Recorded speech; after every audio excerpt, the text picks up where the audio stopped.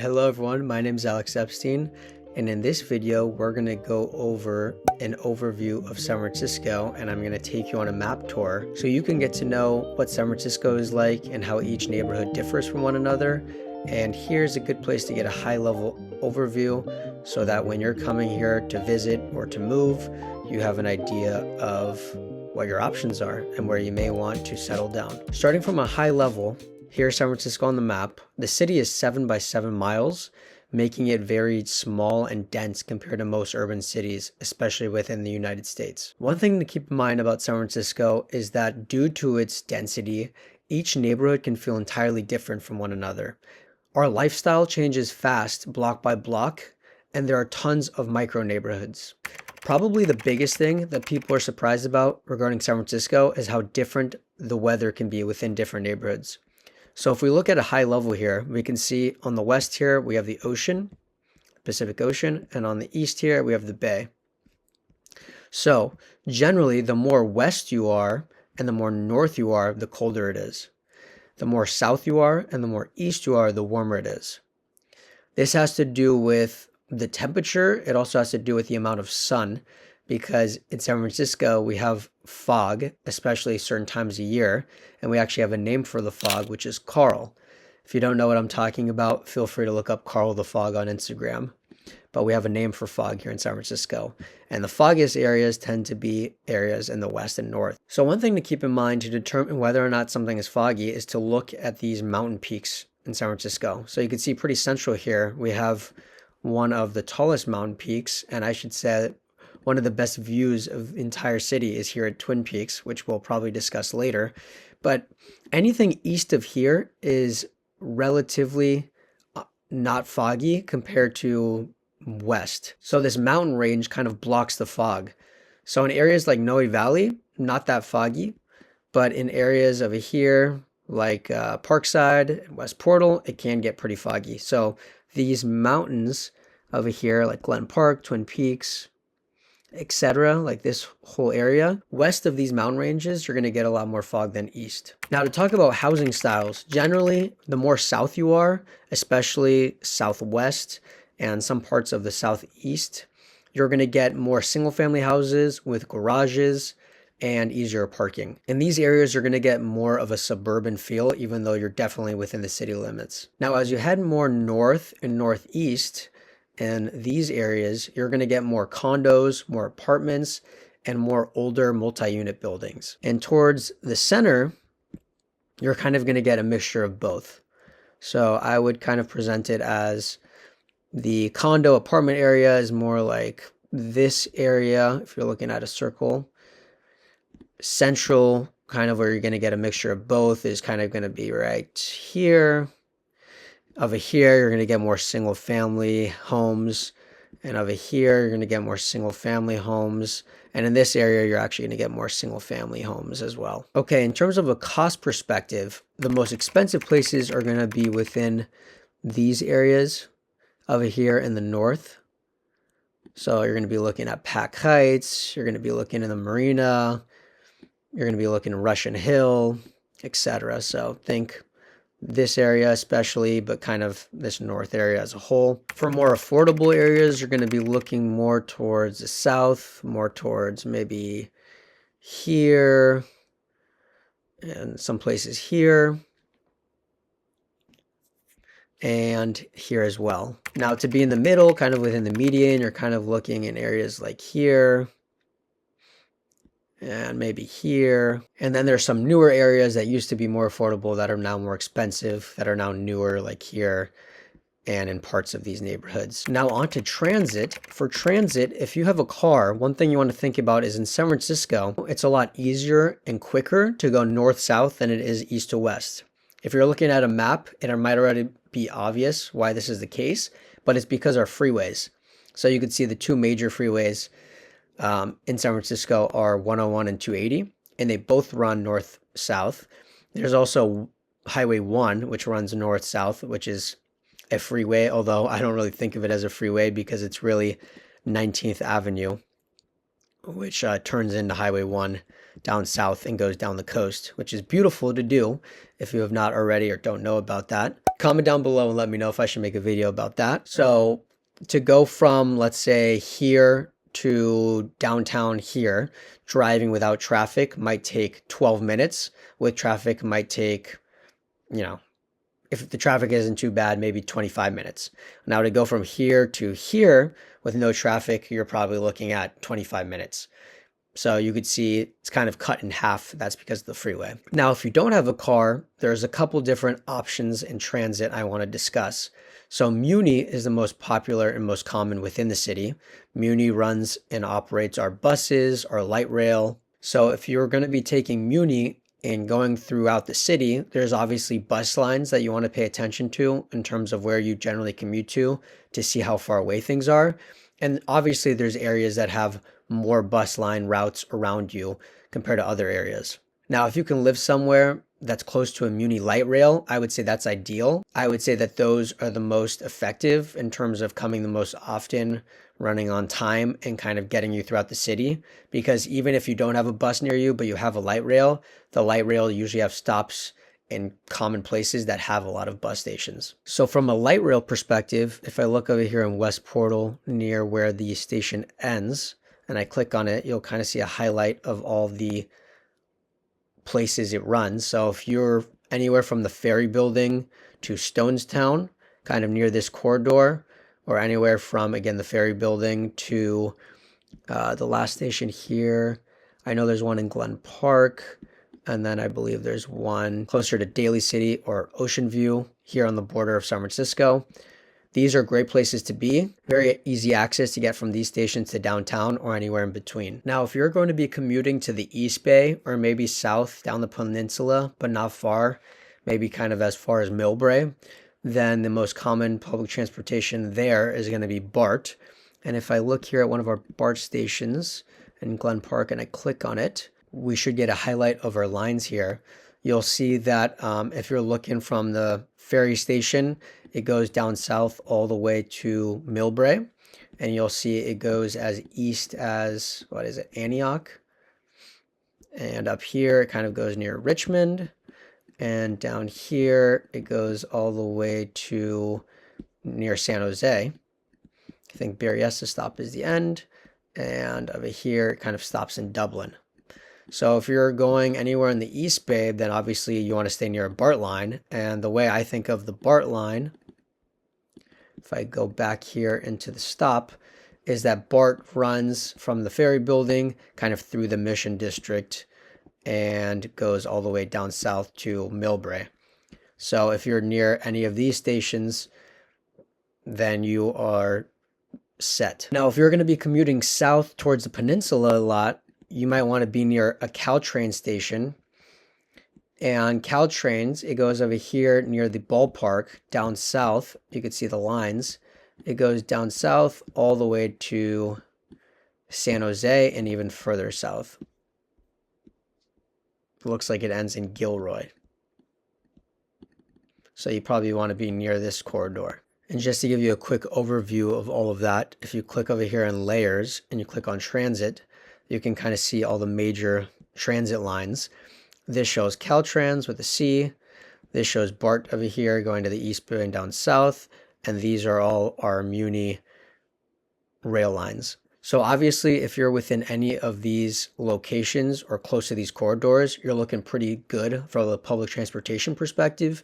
And if you're not, you should look further into what the bus situation is, because there are areas here that do have good bus service, where the buses are more than adequate enough, or the buses will take you to one of these areas very quickly, making it convenient and worrisome, so you should have no problem getting around. If you live in an area that is not near one of these lines or corridors, and you don't have great buses near you, you could still get around. It might just take longer and not be as convenient. The last thing I want to mention here before we get into the neighborhoods is a quick note on hills and topography. So San Francisco has a ton of hills. It is not a flat city. So one thing to keep in mind, whether you're driving or not, is what the hill situation is like where you live. Especially if you're one that likes to walk or bike a lot, this might mean the most to you. But even for others, for example, my mom has had a car her whole life. she doesn't like driving within certain neighborhoods because she doesn't like driving on hills and parking on hills. So if that's you, you might want to pay attention because San Francisco has some flat areas and it has some areas that are very hilly. I'm not going to be able to catch everywhere because there's certain areas that are flat and have hills, but generally areas that have no hills and are flat include down over here, down south, other than McLaren Park, down south here, it is relatively flat. In these areas, over here it's flat. In the Sunset, it's flat. Over here, you have some hills because you're near these mountain ranges. So over here, you kind of have some hills. Mission District is pretty flat. Bernal Heights and Noe Valley, you have some hills. Potrero Hill, you obviously have hills. This area is flat. Over here, you could have some hills, but over here is flat. Flat, hills, flat, hill, pretty flat, but has some hills, flat, flat, but then as you go into Potrero Hill, it has hills, and these areas are pretty flat. All right, so now we're done going through San Francisco at a macro level. Now we're going to go in on a micro level and talk about some of the most notable neighborhoods. Since I'm done with the macro level, this is a good time for me to pause and let me know. Please comment down below if you have any questions or I missed anything while going through San Francisco at a macro level. Let's start from west to east and start in the Sunset District. So over here on the west, we have the Sunset District, and here you can think of fog, ocean, quieter, and great food, especially Asian cuisine. The Sunset is very residential and calm for San Francisco standards. It mostly consists of single-family homes, a lot of them being row homes. Some of the key features here are Ocean Beach. Over here on the west, you have Golden Gate Park, which are neighbors to just to the north, which is one of the largest parks in all of America and is larger than Central Park. And for the main commercial corridors, you have Irving Street right here, you have Noriega Street right here, and you have Terraville Street right here. And as you can see, the streets here that are going west to east tend to be the ones that are the commercial corridors, and you'll also notice that the streets here go in alphabetical order. S, T, U, V, etc. as you go down south. Now the weather here is known to be colder and foggier than most, and you should keep in mind that the further west you go, the more so that is the case. And from a transit perspective, the most notable things here are the N-Judah line. Judah should be right here. You can see all the stops. This is the N-Judah line, which will take you right through downtown. And the L Terraville line, which just got worked on it. And you should see the stops here. And it's not bringing up the line, but it runs something like this through downtown as well. Okay, moving on slightly north here to the Richmond, which is the Sunset's neighbor. Just the Sunset is on the southern part of Golden Gate Park, and the Richmond is on the northern part of Golden Gate Park. So when I think of the Richmond, I think of its food scene, its diversity, its mellow vibe, and its parks. The Richmond has a relaxed neighborhood life and consists mostly of row homes and some apartments. Some of the notable features here are Clement Street, which is the commercial corridor in the Richmond, which goes east to west, which is right here. We have the Presidio, which is nearby, which is right here. We have Golden Gate Park, which is adjacent to it on the south. And then we have Land's End to the west. Similarly to the Sunset, the more west you are, the more cold and fog you can expect. For transit here, unfortunately, you're not going to get any of the light rail that you'll see in the Sunset, but you will have some major bus lines. Moving on to the east now, we're going to be looking at Twin Peaks and the surrounding area. Here, I think of this area as having views, being quiet, and kind of tucked away from the rest of the city. Here, you're mostly going to have houses and hillside condos. The vibe here is quiet, and it feels removed from the rest of the city. The weather here is quite windy and cool, but on the bright side, you have some of the best views of the entire city. For transit here, you're mainly going to have people that are driving, and you're going to have some bus lines. Okay, now we're going to move down south to West Portal in the San Francisco State area. Here's West Portal, and here's San Francisco State.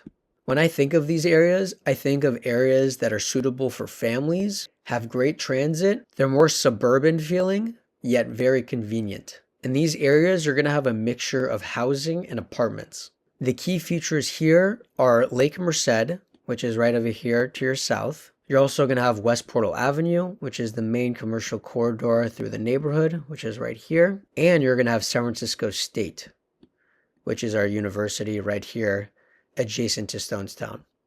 The weather here is quite cool, but you're going to have less fog than living on the coast, as if you were going to live on the west side of the Sunset. From a transportation perspective, it's great because you have a ton of options. You have bus lines and you have perfect light rail options that make it easy to go downtown or anyone else you would like. Now we're going to move east to Haight-Ashbury. When I think of Haight-Ashbury, I think of classic San Francisco, eclectic, and near the park.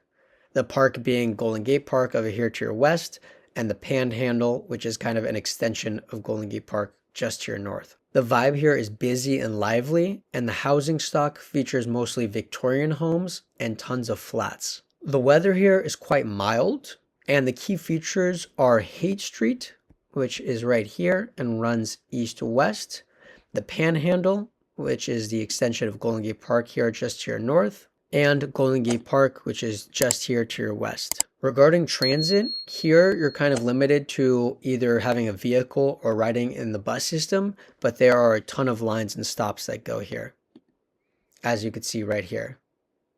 Now we're going to head east over here to Noe Valley, which is one of my favorite neighborhoods, and here you can think sunshine, families, and a walkable main street. The vibe here is polished yet relaxed, and the housing stock consists of a mixture of homes and flats. 24th Street is the main commercial corridor in Noe Valley, and here is where you're going to have a mixture of cafes, shops, and restaurants. For transportation here, other than a vehicle, you're going to have some bus lines, and you're going to have the J Church line, which is our light rail station, which goes here within the city.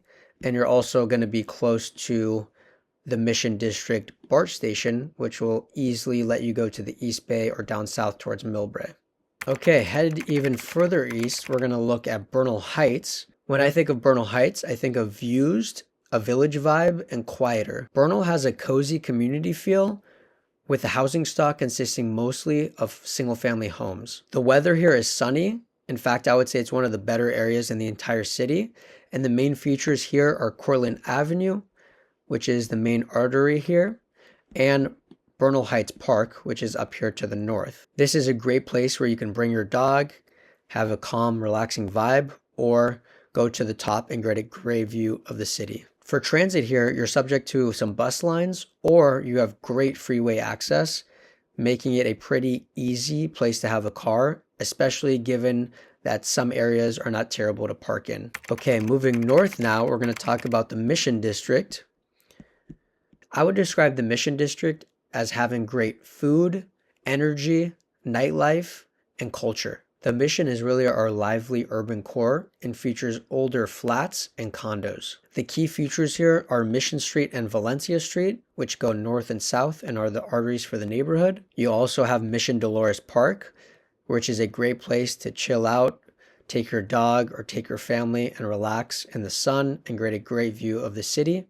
And lastly, the public transportation. You can see you have great access to BART and also the J Church line not too far away. And that's not even mentioning the bus lines that go within the Mission. Now we're going to move on east over here to Potrero Hill. Here you could think sun, views, and a quiet residential feel. This is a chill neighborhood above the city and consists mostly of homes and smaller buildings. The key features here are 18th Street, going east to west, and great hilltop views.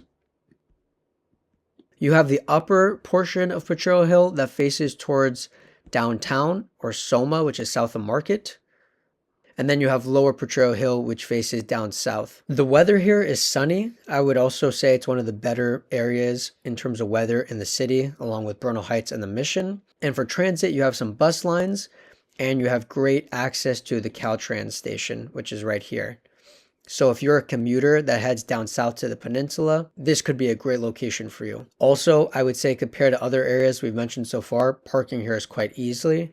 So it's a great place to be if you have a vehicle, especially if you're not worried about hills. Okay, moving further east, now we're going to talk about the Dogpatch. The Dogpatch is modern yet low-key and features mostly lofts and condos. The weather here is mild to warmer, and the key features here are 3rd Street, which is the main corridor that goes through the Dogpatch, breweries, which there are a ton of in the area, and waterfront projects, which include Crane Cove Park and the Pier 70 development, which is over here.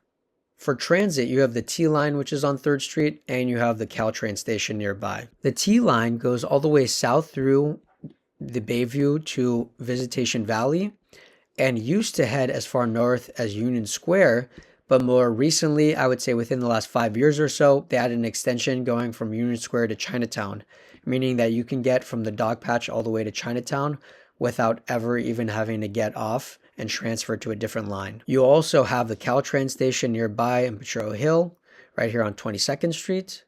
And lastly, you have some other bus lines in the area.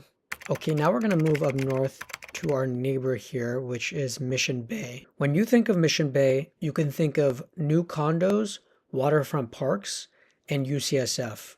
The vibe here is modern and clean, and the housing consists of mostly new buildings. The weather here is mild to warm, and some of the notable key features in the area include Chase Center, which is the home of the Golden State Warriors, which also features other live events like concerts. Just across the street, we have the UCSF campus, which is right here. And for those of you that don't know, UCSF stands for the University of California, San Francisco. This is one of the most premier hospitals in all of San Francisco. Now, the transit here in the area is excellent. On 3rd Street, you have the T-Line. There are also a ton of bus lines in the area, especially as you head closer to the 4th and King Street stop, as you can see here. Okay, now we're going to head up north to SoMa and downtown. The SoMa district stands for South of Market. Market Street here being one of the most iconic streets in San Francisco, dividing downtown. As you can see, the borders here in SoMa, it's south of Market, just through the freeway here and up and around. And then downtown, which is right here around Civic Center and our City Hall. When I think of this area, I think of all the job opportunities, it being a transit hub, and the high-rise buildings. It is one of the busiest cores in the city and features condos, lofts, and towers. Now, the transit here is some of the best in the entire city. You can see here we have easy BART access at one of our major stops, which is our Civic Center. We have the Caltrain station over here at 4th and King Street. We also have the T-Line, which goes right through this area. We also have a ton of Muni light rail options that go through this area. In fact, almost all of them go through this area and stop at one of these locations within the area. As you can see here, there are 1, 2, 3, 4, 5 colors and 5 different lines that go through this area, making it very easy to access the light rail and go throughout much of the city. And lastly, there are obviously a ton of bus lines here in the area as well. I'm just going to zoom out and go around so you can see all the stops that are around here.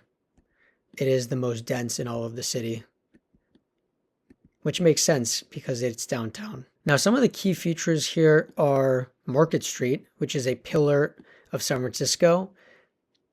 And if you're up on Twin Peaks, you can really see the magic that is Market Street. You can see Market Street goes here all the way to the Ferry Building and goes all the way through the Castro and stops here around Twin Peaks.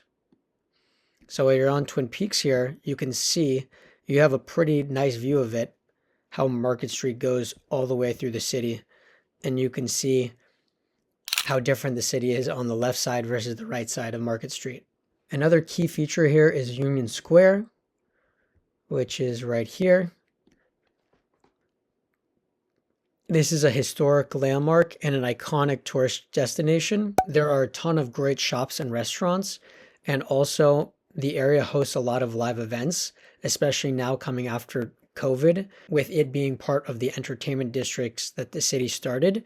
And around Christmas time, this area usually has an ice skating rink that's put up, and as you can see in this picture, a huge Christmas tree which lights up San Francisco. In many ways, Union Square is the heart of San Francisco. We also have a beautiful skyline in this area with all the high-rise buildings and a ton of key museums, most notably the MoMA, which is the San Francisco Museum of Modern Art, which is right here next to Yerba Buena Gardens and Moscone Center, which is a huge convention center in San Francisco. Okay, now we're going to move slightly north towards North Beach and Telegraph Hill. North Beach and Telegraph Hill feature restaurants, nightlife, and a classic charm. Housing consists mostly of low-rise apartments, and the vibe here is lively below and quiet on the hill. Some of the key highlights here are Washington Square, which is a great place to go and relax, as you can see here in the picture. Coit Tower, which is a popular landmark and tourist destination where you can get a great view, I should mention 360 degrees view of the city. And lastly, Columbus Avenue, which runs right here. These areas are very walkable, and regarding public transportation, there are a ton of options. You could see all the buses in the area here, and you could see there's a cable car line here that you could access in the area. Now we're going to move a little bit to the west and talk about Russian Hill. When you think of Russian Hill, you should think of postcard San Francisco. It has an abundance of hills and features some of the best views in the entire city. The vibe here is upscale and residential, and the housing consists of condos and apartments. The key features here include Lombard Street, which goes east and west throughout Russian Hill and goes to this historic street right here, which is a landmark in San Francisco, which is a very hilly, windy part of Lombard Street. This is a place where tourists like to go and drive down or go to the top and take pictures here, as there are stairs you can walk down. There's also Polk Street, which features a wide variety of commercial businesses like cafes and restaurants that you can eat at in the area. For transit here, you have easy bus access and some cable cars. You can see all the bus options here, many of them on Union Street, and some of the cable car stations or routes here as well.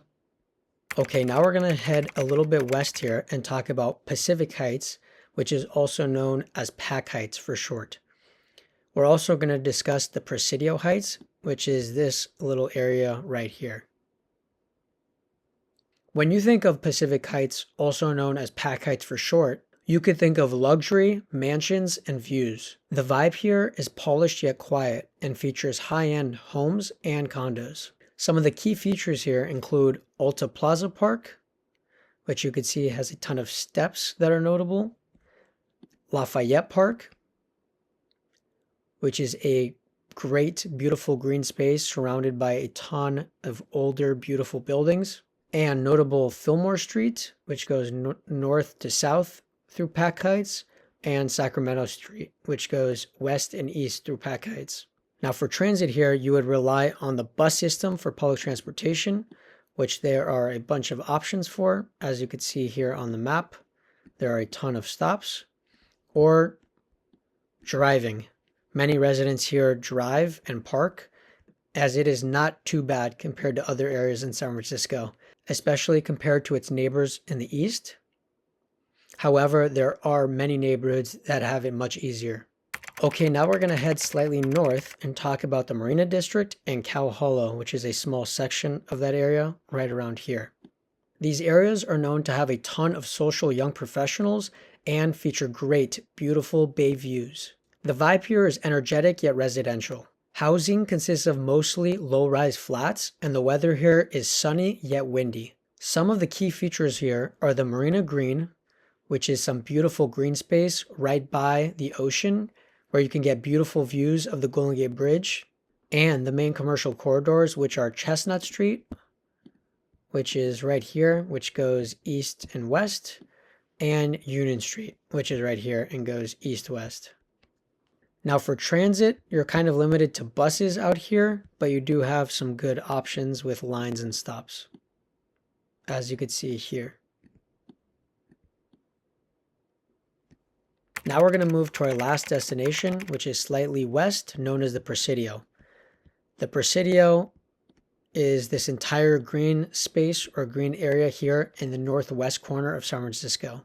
When you think of the Presidio, you can think of trails, forest, and Golden Gate views. It's like a giant park within a city, and some of the main features here are Crissy Fields, which is some nice, open, large green space right next to the Golden Gate Bridge, and all of the overlooks you get, mostly looking north towards the Golden Gate Bridge, but also other areas as well. Now for transit here, you obviously can have a car, or you can use the bus lines here, and you should keep in mind it is pretty remote out here in areas, but you do have some good bus lines, as you can see here on the map. Okay, that does it here. We've talked about San Francisco on a macro level, and we've gone through most of the neighborhoods here on a micro level. Keep in mind, I did not go through every single neighborhood in San Francisco. There are a ton, and I wanted to be cognizant of your time. So I just wanted to go through some of the big highlights so you can get an idea of what San Francisco is like and how each neighborhood is different. I hope this was entertaining and informative for you, whether you live in San Francisco and are just interested in learning more about the city and what it has to offer, or if you're from out of town, so that you can have a better idea of where you would like to live when you move to San Francisco. If you don't know who I am, hi, my name is Alex Epstein. I'm a lifelong San Franciscan and realtor here in the city, and I would love to help you. So if you have any questions about San Francisco and possibly what areas might be the best or most suitable for you, please feel free to reach out to me. I'm more than happy to be a resource. My contact information can be found below. Thanks so much for watching, and I'm looking forward to seeing you in the next one. Bye.